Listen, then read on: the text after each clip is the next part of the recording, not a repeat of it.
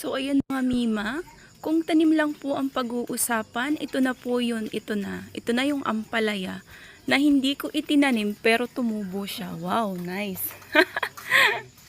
So ayan mga Mima, ayan, 80 lang po ang kilo ng ating ampalaya. So hindi ko po ito itinanim guys ha, tumubo na lang po siya dun sa may bayabas. Wow. Nice po yan mga Mima ha. 80 po ang kilo niya ang ampalaya namin. So meron pa mga Mima, bayabas. So ang ating mga bayabas is maganda po ito sa ating health kasi may vitamin C po ito mga Mima. Ayan, ang dami pong bunga. And meron pa tayong fruits dito. Ang mulberry, ayan. Ang mulberry is maganda rin po sa ating health. Meron din po siyang vitamin C and of course sa color niya, color red. Meron din po itong iron. O, ayan mga Mima. Ang sarap nito mga Mima pang almusal.